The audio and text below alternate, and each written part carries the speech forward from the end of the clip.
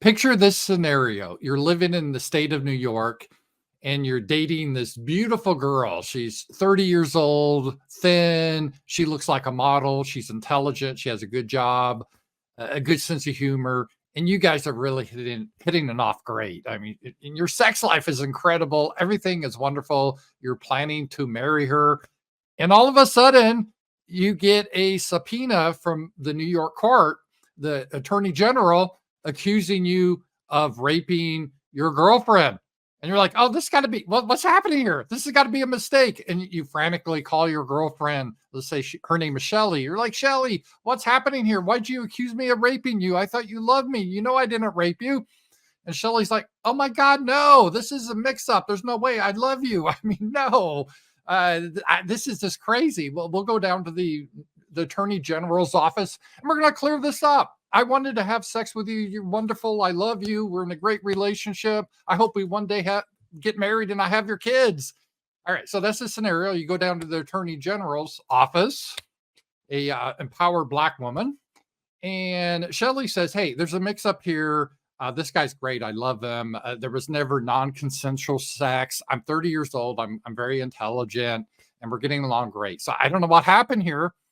And then the attorney general looks at Shelly and says, well, that doesn't matter because you are a very valuable woman. If you look at yourself, we would rate you a 9 out of 10 on the sexual desire scale. I mean, you're pretty hot.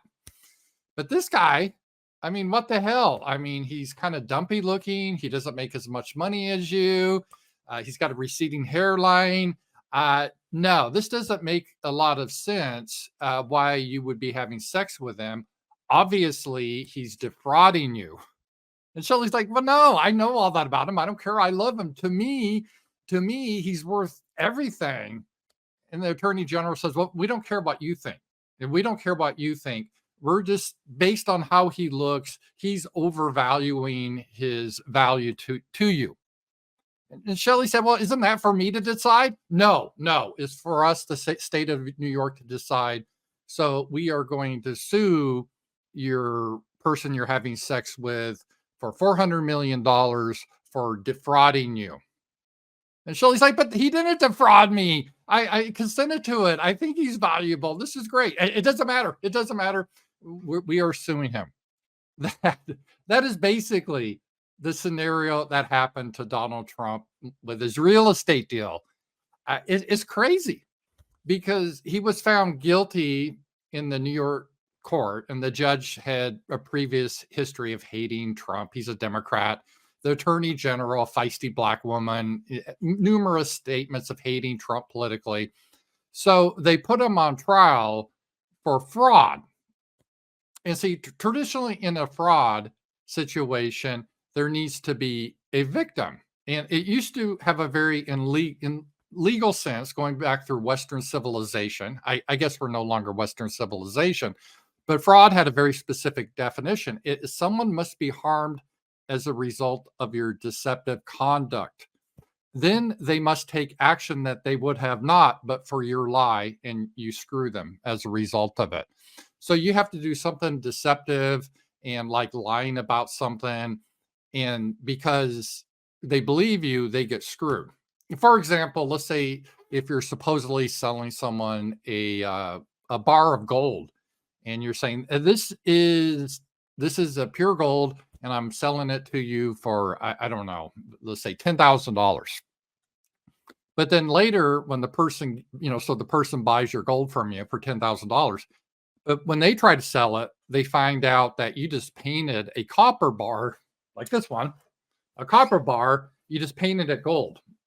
So you defrauded them because you weren't really getting them gold. You were tricking them, and they were harmed because they thought they were getting something valuable, but you tricked them. That is fraud. There's a victim that goes through Western civilization legal concept.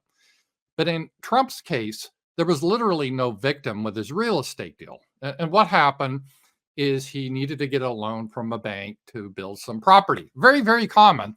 And when you need to get a loan, the bank wants to know, well, if you shouldn't pay it off, what are we going to get? That's called collateral. And so Trump said, well, I have this huge property down in Florida. I'll put that up as a collateral. And then when you put something up as collateral, the bank and you have to agree how much it's worth. Is it worth enough for them to give you your loan? And you may find this in your personal life. Like if you want to get a bank loan for whatever reason, you want to make home improvements and you want to put up your house as collateral, uh, the bank and you will have to determine how much your house is worth. And if the bank agrees, then they'll loan you the money. If they don't, then they don't. That's just how it works. So this is how it worked for Donald Trump. He said, I want to put my house up in Florida, South Florida, this huge mansion, estate, for collateral.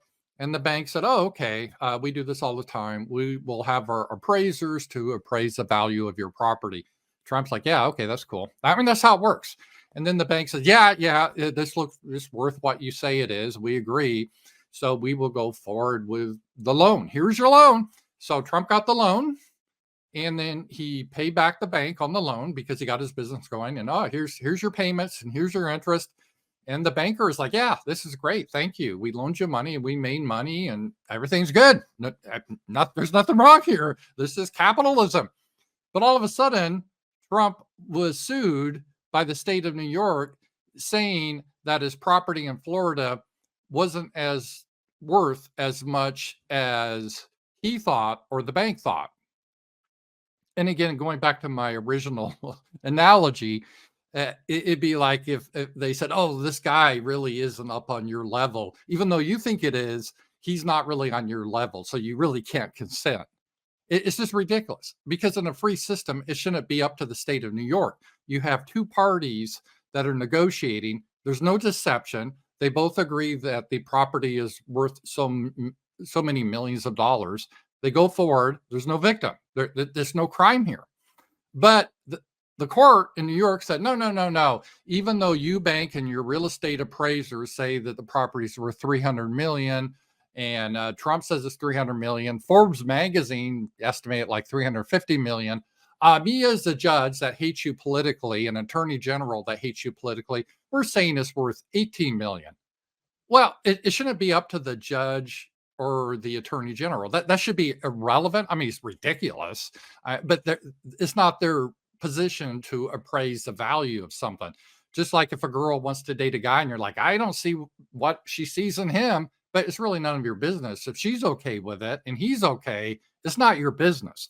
And this is exactly what is happening in New York. It's really outrageous. And a lot of people are saying, well, doing business in New York is dangerous. Well, it is. And what it is in this situation is they're saying, okay, you can do business in New York, but you better not get out of line politically. Because if you support something that we don't like politically, then we're going to prosecute you. Because everyone could be prosecuted based on this. In New York, everyone could.